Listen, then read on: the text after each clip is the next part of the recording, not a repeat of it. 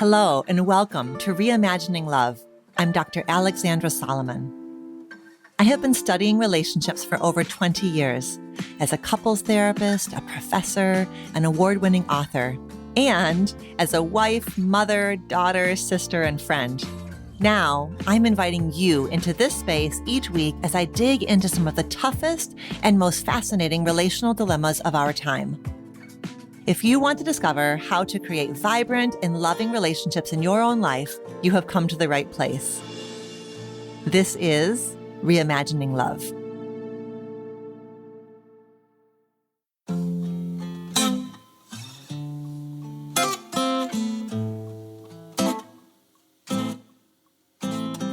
Hi there. Welcome back to Reimagining Love. Woohoo, I am psyched for today's episode. It's just you and me, and we're digging into what I have been thinking about so much lately. It is a common and tricky relationship dynamic that I've been calling the effort mismatch. But I want to get us oriented by telling you the story that inspired my curiosity about this dynamic. So about a year ago, our son Brian, who was 21 years old at the time, was home from college for spring break. And he and Todd and I went bowling together. And I was watching Brian as he bowled, and Brian got a strike. And I saw Brian look over at Todd to celebrate that moment. And I saw Todd looking at his phone rather than watching the strike in action. And I felt inside of me a flash of sadness and anger. And I snapped at Todd, saying something like, "You didn't even see him do that. You missed his strike." Okay. So at this point in the story, I'm going to ask you, dear listener, to check in with yourself and just notice what comes up for you as you hear me tell you this story. You might be Team Todd thinking, oh my Lord, Brian is a grown-ass man. He doesn't need his dad's affirmation every second of his life. Or you might be Team Alexandra thinking, that's ridiculous. What could Todd be doing that's more important on his phone than watching his son bowl? It doesn't matter how old his son is, watching his son bowl should be the top priority. Okay, so back to the story. My darling husband, Todd, who is generally very, very patient with me, kind of snapped back at me and said something like, stay in your lane. No pun intended. And I, very quickly realized this is one of those moments when it would have just been better for me to have kept my mouth shut. So I apologized to them both. Todd forgave me. He made a joke. We moved on. Okay, so the backstory here is that bowling is our son Brian's first love. He has loved it since his aunt got him a set of little plastic bowling pins when he was 2 years old. And Todd has 100% immersed himself in the world of bowling. He's taken Brian bowling hundreds and hundreds of times since he was barely old enough to even carry his own bowling ball. Todd and Brian have gone to PBA bowling tournaments just about every year since Brian was 8 years old. In fact, I'm sitting here recording this episode and Todd and Brian are in Reno, Nevada at a PBA bowling tournament. So on this night, a year ago, I was basically invited to third wheel in their bowling adventure. And as such, my best move would have been to observe quietly and just be grateful that I even got to be there, right? My hot take was not just unnecessary, it was harmful. I was on their turf. I was a visitor. I was a guest. And alongside that, I also have some compassion for myself because when Todd and I were raising our family, I was the primary caregiving parent and he was the primary breadwinning parent. And therefore, there is a somewhat emotionally charged history of me being really aware of Todd's divided attention. He is a busy lawyer. He spent so many years doing the best that he could to meet the demands of his career and his desire to be with our family. So I have compassion for my tender spot as well, right? It was my kind of historic, long-standing tender spot of feeling like, where is Todd's attention that triggered my little outburst? So It wasn't hard in that moment for me to apologize to Todd and apologize to Brian. And Brian was definitely Team Todd. He's like, Mom, it's not a big deal. He's seen me get a strike before. And the night was far from ruined, but that incident stuck with me and I chewed on it and reviewed it for days and days because it felt like an exemplar of a larger theme in our marriage. And it felt like something that was coming up a lot for me in the couples I work with, in the students I teach, all over the place. So it's a theme that Todd and I have visited on more than one occasion in our relationship, which is this. There's stuff that I say to Todd that he doesn't and wouldn't say to me. I'm more critical of him than he is of me. I give him more feedback on his behavior than he gives to me. And it's not just that. I'm also more critical of our marriage than he is. I'm more critical of our parenting than he is. Over all these years together, I have come up with all kinds of hot takes. You and I don't talk enough. We need to spend more time together. We need more space from each other. We are not strict enough as parents. We are too strict as parents, and on and on and on. All kinds of iterations of how we need to keep growing and evolving and changing and coming at this differently. And Todd doesn't put me under the microscope like that. He doesn't put us under the microscope like that. And depending on the moment, he tends to meet my hot takes with something between curiosity and nonchalance and defensiveness, somewhere along that spectrum. Like I said a moment ago, this dynamic is not unique to Todd and me. I see it and experience it with lots of couples in therapy. And it's even something that my college students bring up when they come to office hours, something that they're already reckoning with, even in those early stages of college relationships. Invariably, one partner is worrying about what's going to happen after graduation, and the other partner is saying, don't worry about it, we're going to be fine. Or one partner is making declarations about how this relationship needs to improve or grow so that they can be as healthy as possible. And the other partner is saying, I think we're great as we are. So this is the relationship dynamic that I'm calling the effort mismatch. And in this dynamic, it's pretty easy and obvious to identify one partner as the change partner and one partner as the acceptance partner, right? So in my marriage, I'm the change partner and Todd is the acceptance partner. So here's our plan for this episode. I'm going to break down the effort mismatch a bit more. I'm going to talk to you about the internal experiences that fuel each of these partners. And then we're going to look at some tailored reminders and guidance and relational self-awareness questions for both the change partners of the world and the acceptance partners of the world. Okay, so in order to understand the effort mismatch, we need to understand something called dialectics. Okay, so dialectics have a long history. The idea of dialectics originated actually with ancient philosophers like Plato and Socrates and continued to more modern philosophers like Hegel and Marx. That term dialectics made its way from the world of philosophy into the world of psychology and psychotherapy, largely via an approach called dialectical behavior therapy, or DBT, which was created by the fabulous Dr. Marsha Linehan. So what is a dialectic?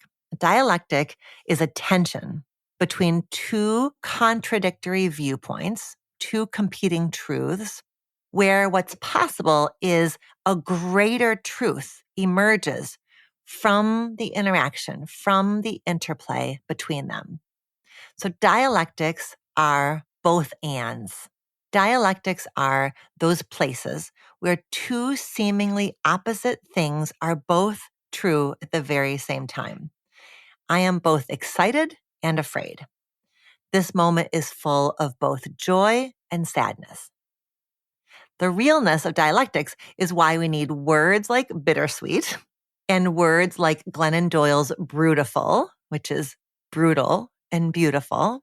We need these words. We need words that reflect the fact that we're oftentimes sitting at an intersection of two very different things that are both very real inside of our bodies and inside of our hearts.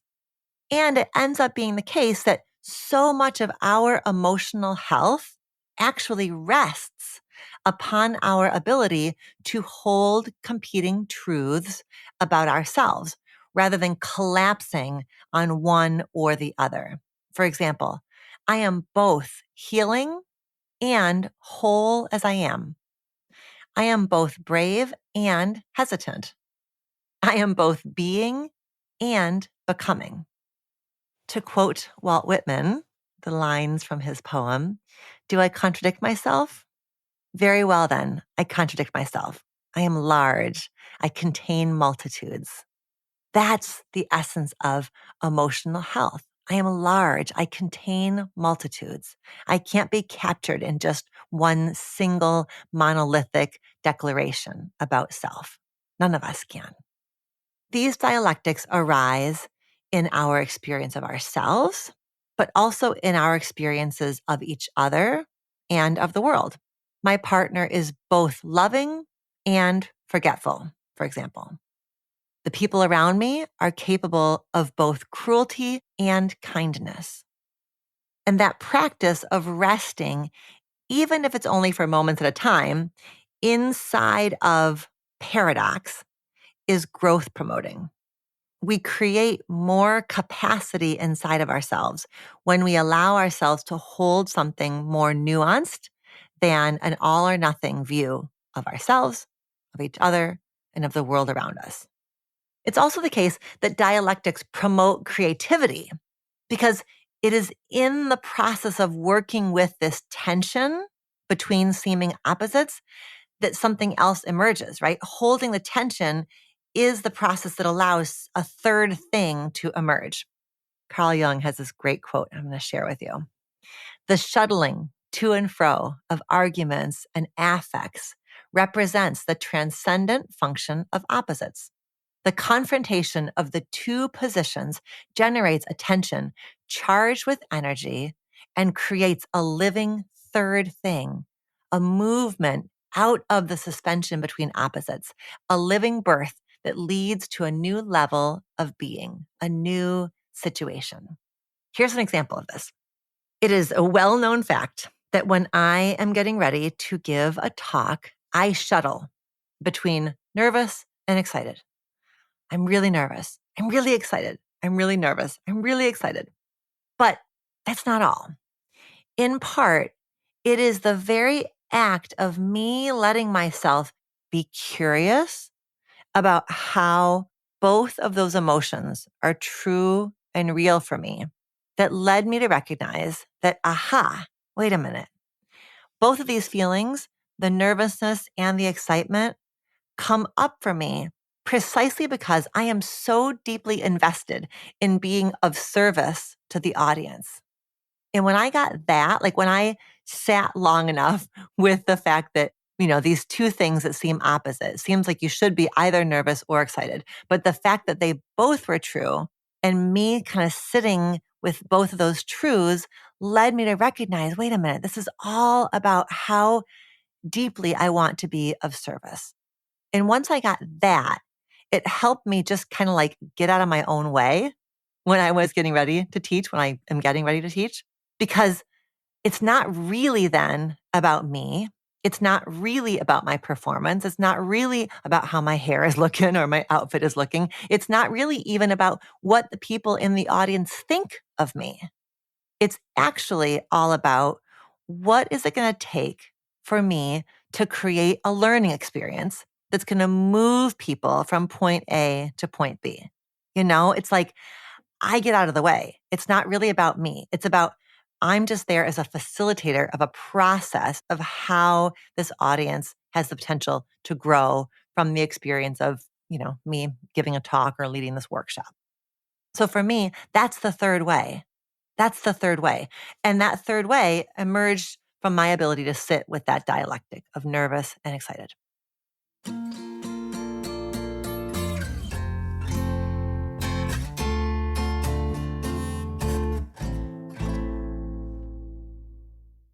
Okay, fine. We've got we've got the idea of dialectics as this like individual level phenomenon, and that they're good for us, and dialectics are healthy for us. They create growth, they support our creativity.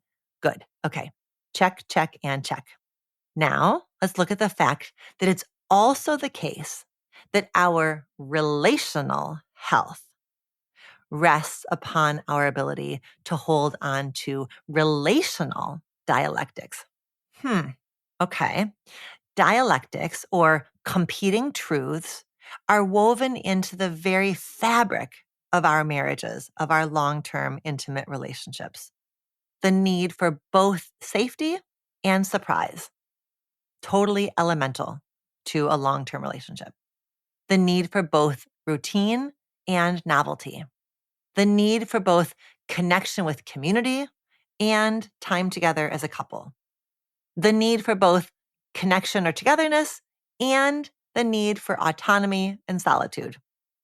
The need for both growth and appreciation of what is. The need for both acceptance and change. And that last one, the need for both acceptance and change, is the relational dialectic that we are focusing our attention on today. And we're calling that relational dialectic the effort mismatch. Okay, so two things are true at the same time. Thing number one, a relationship needs acceptance. You loving your partner as they are, for who they are, helps them feel safe and seen and cherished. And when you offer that quality of love to your partner, it seeds the possibility that you can also offer that very same quality of love to yourself. Further, a relationship needs acceptance because trying to change someone else is impossible and exhausting. So therefore, you loving your partner as they are, for who they are, also spares you the exhaustion of arguing against your current reality. And as Byron Katie says, when you argue with reality, you lose, but only 100% of the time. Okay, that's thing one, right? A relationship needs acceptance. And then here's thing two. A relationship also needs a willingness to change. You asking your partner to work on a facet of themselves and your partner leaning in to that request helps you feel like your voice matters in the relationship. And your partner changing and growing in ways that are meaningful to you helps you feel like the relationship is healthy, and that helps you show up as fully and as openly as you can. Further, assuming that you know your partner and you love your partner, the chances are pretty good that the shift you're asking your partner to make is not only good for you, but it's also good for them. And your partner making the shift that you've asked for helps them feel proud that they are growing in the name of love and for the betterment of the relationship.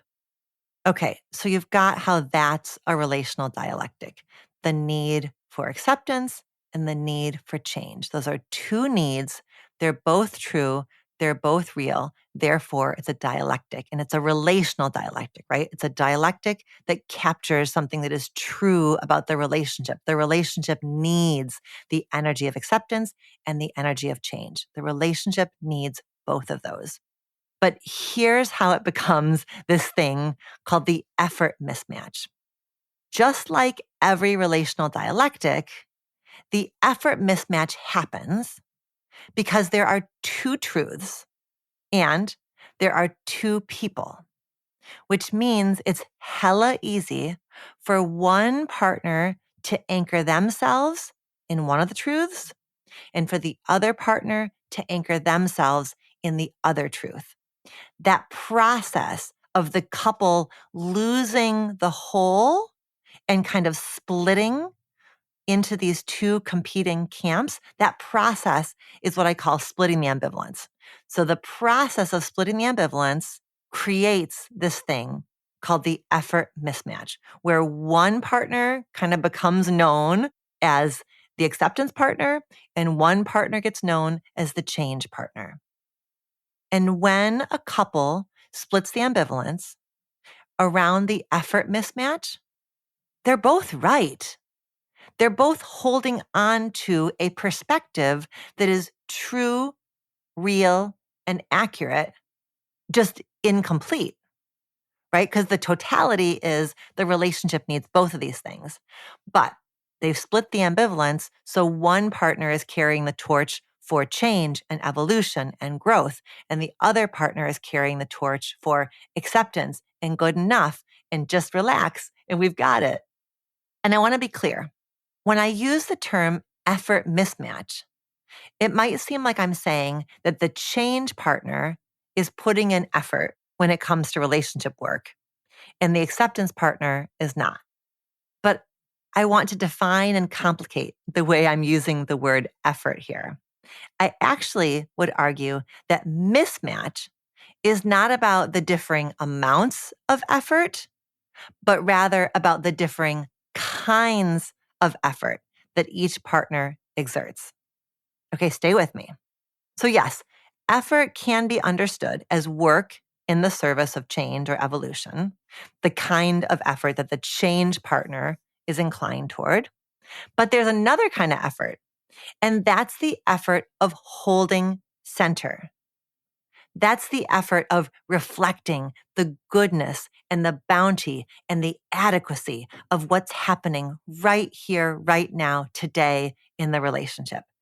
That's effort. That's a different kind of effort. Todd is the acceptance partner in our marriage, right?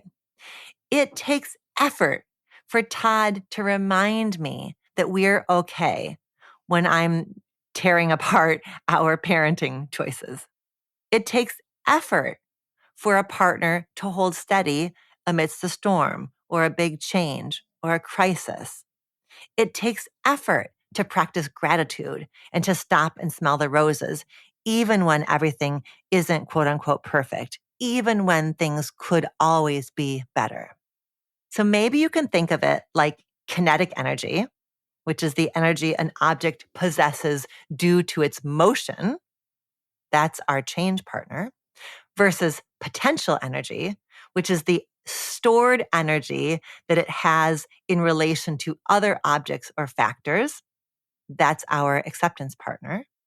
Or if you're not a physics person, you can think of it like two different kinds of exercise that you might do at the gym to build strength. Sometimes you're doing intense cardio, but sometimes you're doing a plank where you're holding the center in order to build strength. Both those qualities of exercise are essential. And I think especially in the self-help, self-improvement space, the change partner might be especially at risk of seeing their way as the better way and the acceptance partner's way as the worse way. And I think this idea that we've got to be oriented toward growth and change and progress and evolution at all times is sort of found everywhere in our culture. But I want to challenge us here to appreciate what the acceptance partner brings to the relationship, which is the wisdom of loving what is, because that is essential and elemental too. All right, so if we can't make the case that the change partners of the land are better than the acceptance partners of the land, or vice versa, then what we're left with is just simply needing to figure out how we protect our relationships from the risks of the effort mismatch and how we maximize the benefits of the effort mismatch, right? We're saying effort mismatch happens. I'm guessing that by now you've got a sense of in your relationship, which of you is the change partner and which of you is the acceptance partner. So the effort mismatch happens. We just got to figure out, how to maximize the benefits and how to protect ourselves from the risks. Well, the obvious risk is that effort mismatch indicates the presence of a difference. And in our intimate relationships, we tend to get very nervous about differences. Differences tend to scare us. Differences in perspectives, differences in values, differences in priorities, differences in preferences, Rationally, we know we're not going to ever partner with somebody who is a carbon copy of ourselves. And thankfully so. But at a deeper emotional level, differences feel threatening. They feel like a loss of control, a loss of connection, a loss of closeness, and differences set the stage for polarization. On the flip side, effort mismatch creates a growth mindset for a relationship. I know in our marriage, my way of being is an asset when we're facing challenges with our kids, for example, because I hold our feet to the fire. I make sure that we're addressing what needs to be addressed. And Todd has long said that a big part of what he admires about me is that I'm not afraid to look at and talk about hard stuff. That's the strength that the change partner brings in.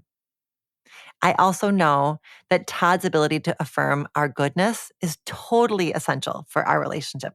So much of what drew me to him was precisely his ability to hold steady, to be sure. And that felt like such a contrast to me of so much of what I experienced in my early years in my family of origin. His anchoring meant that he was very sure about me and very sure about us, and his ability to see me as okay has led me to more readily accept myself as I am. So this effort mismatch has been alive and well in our marriage for many years. It's not going to be resolved. Rather, it's something that we have learned to carry ever more gently and ever more carefully. So how do we do that? Well, I know for me, in my best moments, I practice discernment. I check in with myself. I ask myself, does my hot take really need to be offered right now? Is it additive? Is it helpful? Is it necessary? Does it tie to something that is deeply important? I also get curious about how whatever judgment I'm experiencing in a given moment, how does that tie to my family of origin story?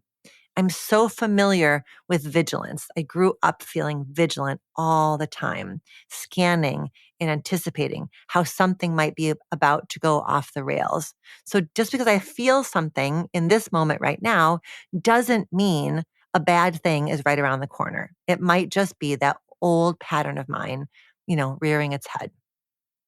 I also know that I crave control when I feel anxious. And in the bowling alley incident that I was telling you about when Brian was home for spring break, well, that incident happened less than 24 hours before we were about to drive Brian to the Amtrak station and say goodbye to him as he headed back to campus for the next, stretch of time. And I know as a empty nesting parent that I get a ton of anticipatory anxiety and anticipatory grief. I've gotten better at handling that, but a year ago it was still relatively new. And when I've got that anticipatory anxiety, anticipatory grief kind of bubbling up, knowing that we've got a goodbye right around the corner, I feel anxious. When I feel anxious, I crave control. So that context made it harder for me in the bowling alley that night to catch myself and make a better choice. I also have learned that those moments that I get critical of Todd are usually moments where I've been critical of myself. So it's a cue for me. My tendency to get critical of Todd is a clue and a cue that I probably need to look for ways to be more compassionate with myself. I also have learned that timing and context matter. So the question for me to take away is, how can I surface my concerns in a way that Todd can hear? My concerns are real and valid and worthy of bringing up, but timing matters and context matters, right? And for Todd, even though my delivery was yuck and my timing was off, he was willing to seek the kernels of validity in my perspective nonetheless. He for sure knows that he has a growing edge around distraction, right? I wasn't pulling something out of absolutely thin air. I told you already that in that moment in the bowling alley, I owned what I had said. I owned it. I apologized for it. And when we returned to it later on, he talked to me a little bit more about how my words had hurt his feelings, how and why what I said hurt his feelings. I stayed open. I stayed accountable. I managed my defensiveness. And in doing so, that gave him some space to keep talking and then to affirm to me that he really does support me, calling him in because he really does want to show up for our family in ways that convey how deeply devoted he is. So that's the loop, right? That's when it goes, that's how repair goes best, isn't it? I made an apology. He forgave and moved on. We revisited it. He talked to me about his hurt feelings. I really worked to not become defensive. I got it. And then that allowed him to also speak to the way in which, even though the context was lousy, the delivery was lousy, he could see the kernel of truth that I was speaking to. So let's now take a look inside each of the partners, the change partner and the acceptance partner. So if you recognize this tension in your relationship, it can be helpful to look at the factors that led one of you to become the change partner and one of you to become the acceptance partner, because it's not random. I guarantee you it's not random. So the point of doing this is for you to understand yourself more deeply, as well as for you to understand your partner more deeply. So let's start with our change partner. And I will continue using myself as an example here, because what I know to be true is there are 4 very clear factors that combined to set me up to be the change partner in our marriage. Factor number 1, I grew up as a girl. I am a woman. I've been socialized in the feminine. So more on gender in a moment. Factor number 2, even more than just being a girl, I grew up as a girl among girls. This group of girlfriends that I had when I was growing up placed a particularly high value on relationship talk. There are some girls that get together and play sports or watch movies or play video games or do arts and crafts. My girls and I talked. We made pasta and we talked. That was our preferred activity. It still is. Our preferred activity is sitting around and talking about our feelings and our relationships. Factor number 3, I'm a therapist. Todd's a lawyer. Our histories likely had a hand in leading us to each of these lines of work. And the arrow goes the other way too. These lines of work that we've been in for years and years and years further reinforce our innate tendencies. Factor number 4 is our family of origin experiences. So Todd came into our relationship with secure attachment. I, by contrast, came into our relationship with insecure attachment.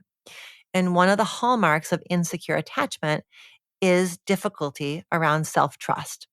And that means that I have a long history of being primed to assume that I'm doing stuff wrong and comparing myself to others and picking out all of the ways that I'm coming up short.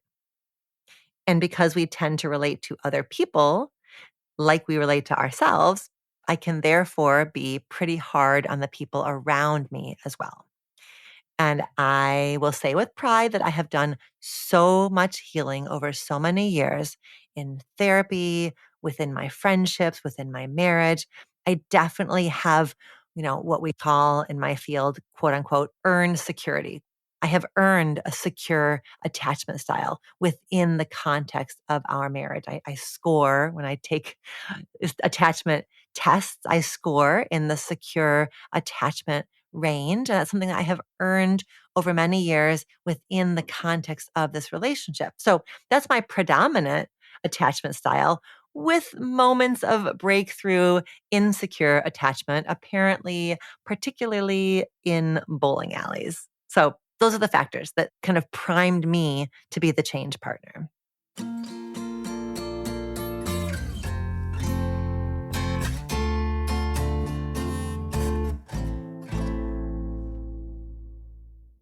So I gave you a little mini case study of the etiology of the root of how I came to be the change partner in my marriage.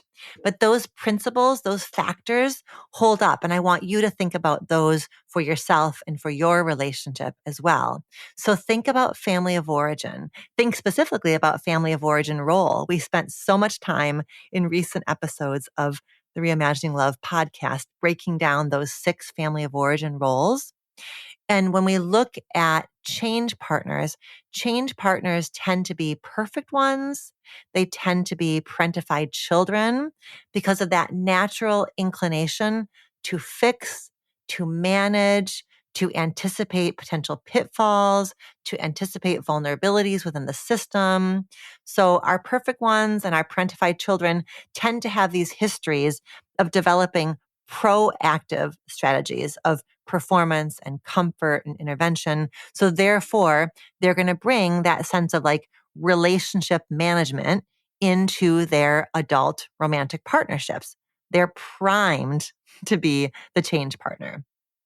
I would say there's definitely some amount of overlap between being the change partner and being somebody who utilizes more of those anxious attachment strategies.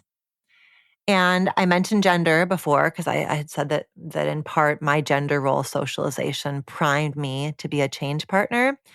And I do think certainly for heterosexual couples, in a heterosexual couple, either the male partner or the female partner could be the change partner. But I would say, in my experience, it tends to be the case that women tend to have more of a proclivity toward the change partner side of the dynamic. Why? Because girls and women are socialized to be emotionally attuned to others, to provide caregiving, et cetera, et cetera. It may be the case that they more naturally learned how to talk about relationships, whereas for men, they tend to not be socialized to do so. There's also this Einstein quote that I've always kind of hated, but it sticks around, I think, because it reflects something that is true about how men and women tend to be socialized under patriarchy. So the Einstein quote goes like this: Men marry women hoping they will never change. Women marry men hoping that they will change. Invariably, both are disappointed. It's so yucky. But I do think that women are taught that seeking to improve a man is how you show love. And by extension, his improvement then serves as proof of her worthiness, proof of her effectiveness. Is it a recipe for disaster? Absolutely. Absolutely.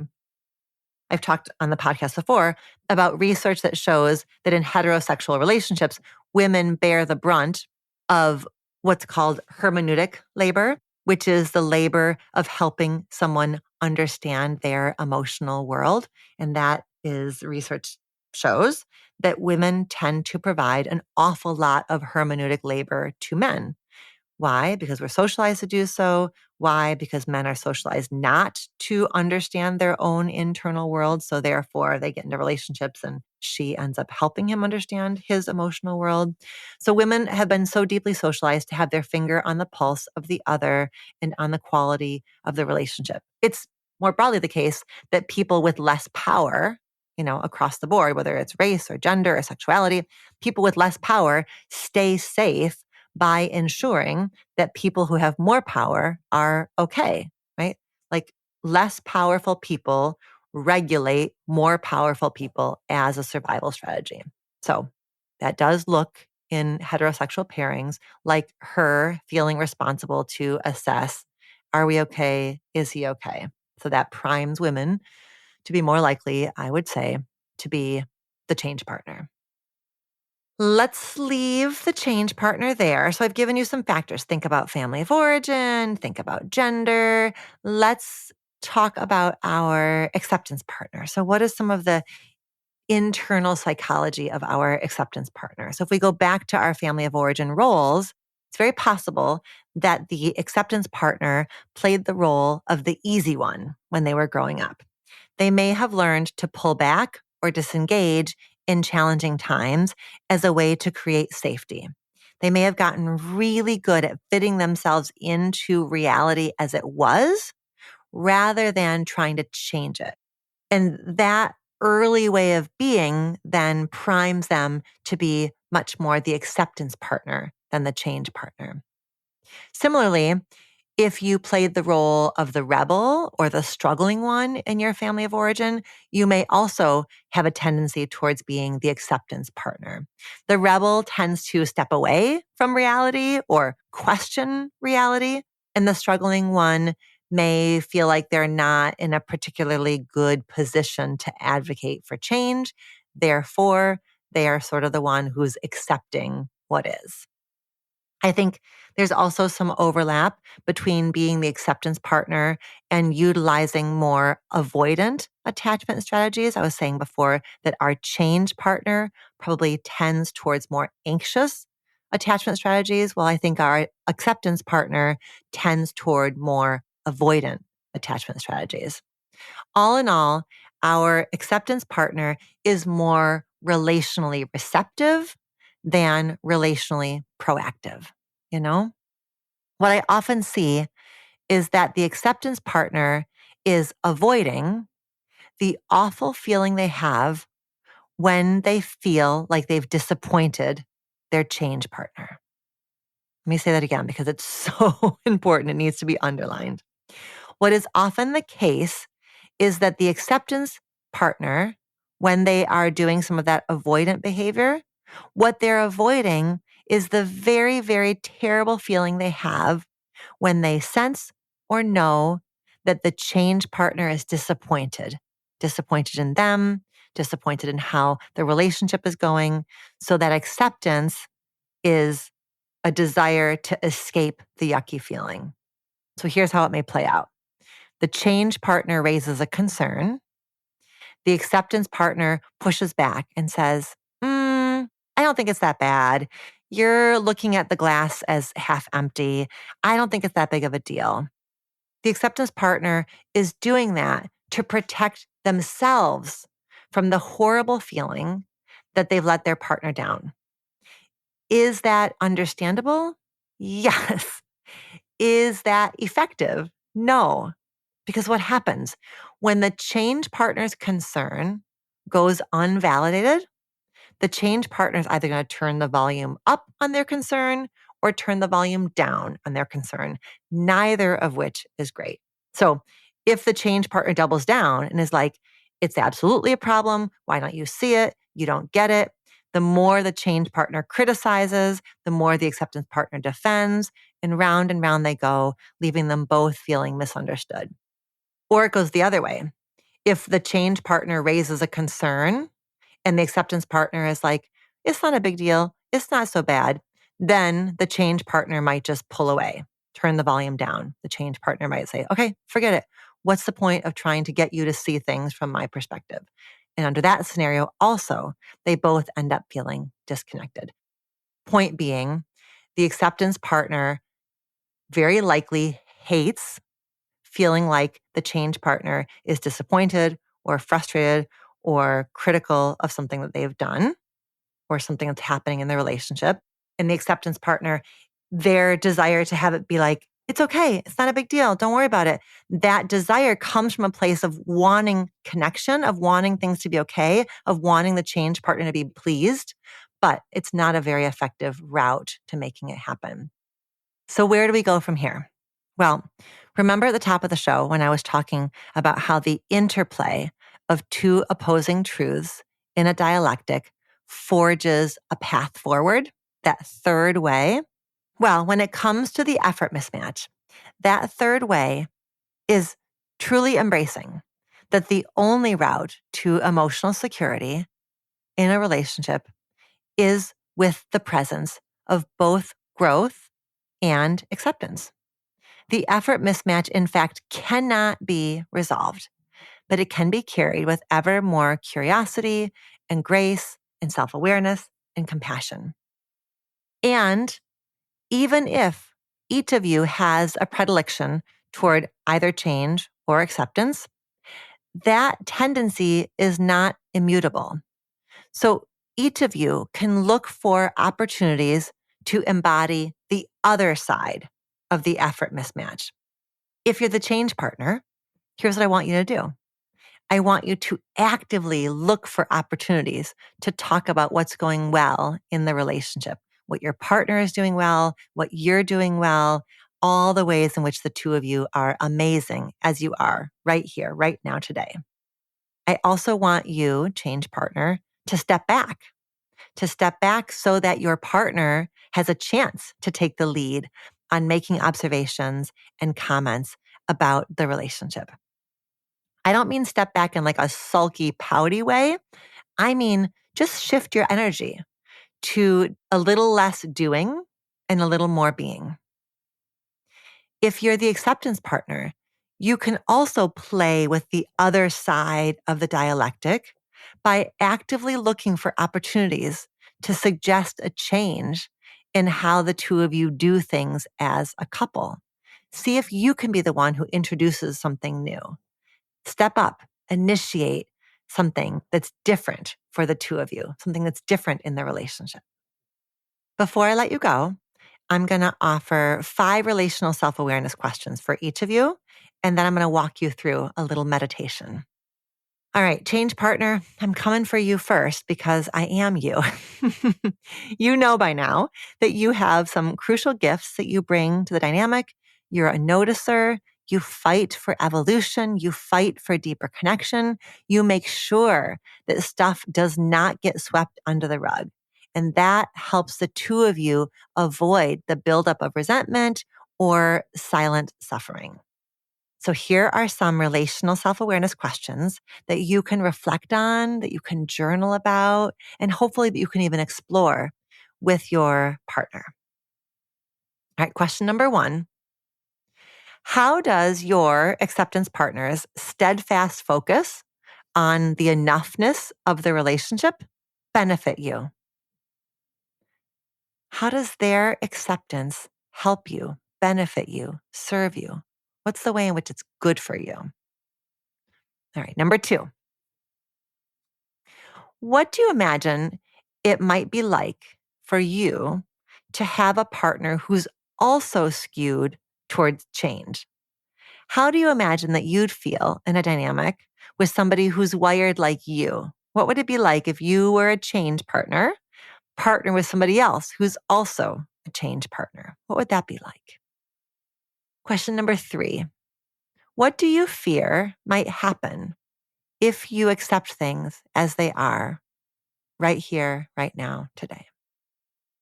Number 4, sometimes we get really intent on pointing our attention in one direction because we're actually avoiding looking at something in the other direction.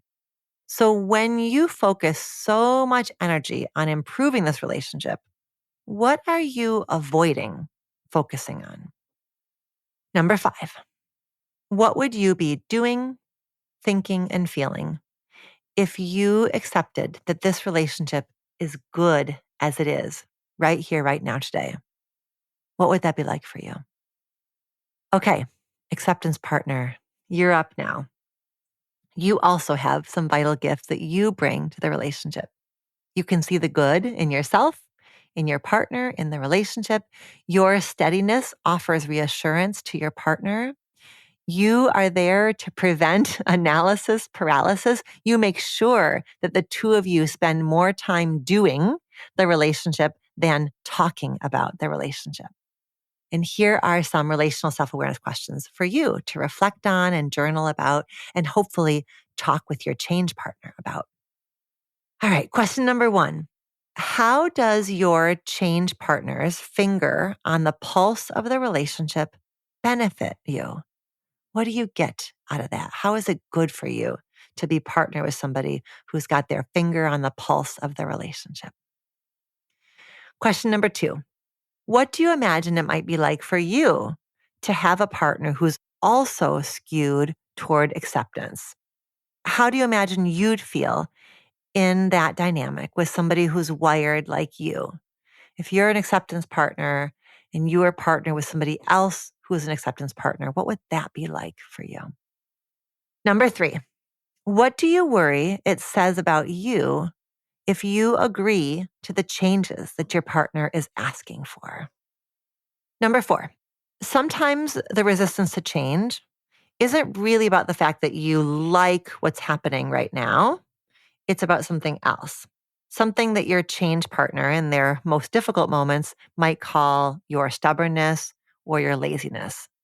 Those are judgmental ways of talking about something that might actually be going on inside of you. Maybe a fear of failure, maybe a fear of a loss of power, a loss of respect, a loss of self-respect. So the question for you here, question number 4 is, what deeper fear might be hanging out beneath and behind your tendency to focus on acceptance?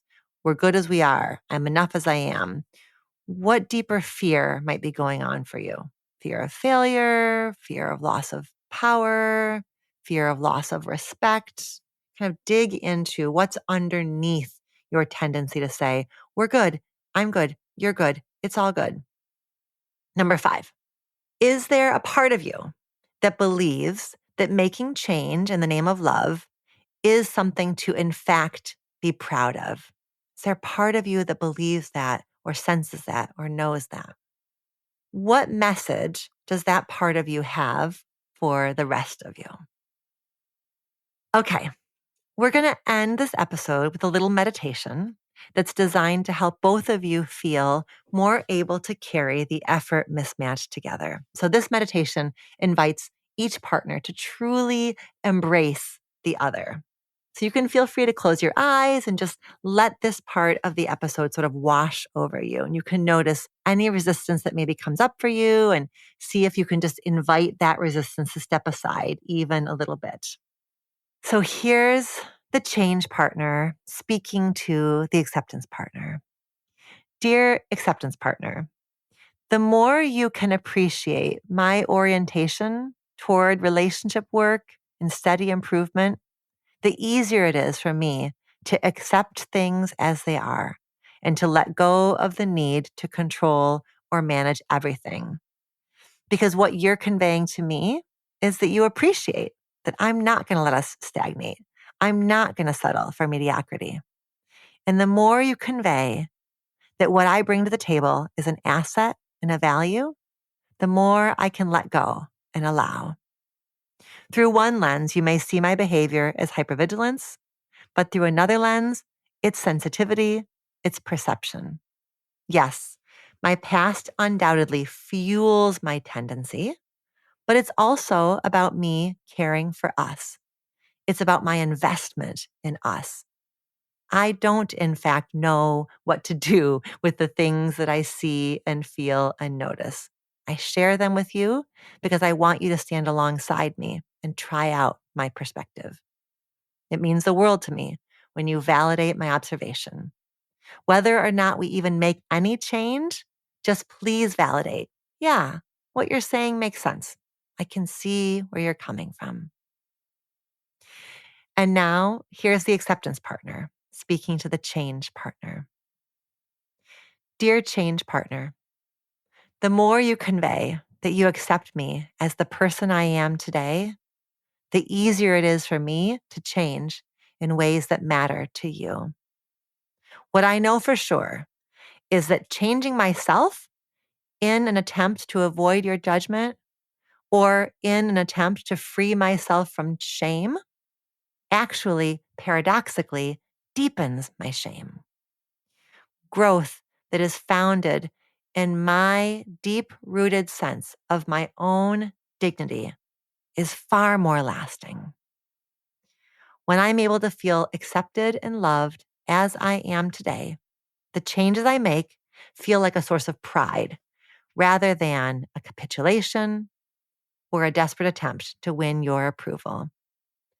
I have to give myself that acceptance, certainly, but it also feels really good to feel your acceptance of me and your admiration of me. It means the world to me when you can see and name goodness and bounty and plenty in yourself, in me, in us, because then I feel less alone. Please don't worry that recognizing the good is going to lead me to languish or give up. It won't. You recognizing the good feels loving, and it brings me closer to you. Okay, that's the end of the meditation. And that, my dear, is the end of the effort mismatch relationship dialectic. Woo, we did it. We identified the two types of partners, the acceptance partner and the change partner. We looked at the internal dynamics and the relational dynamics. We talked about how this difference between partners is actually extremely complementary, even as it poses challenges for each partner.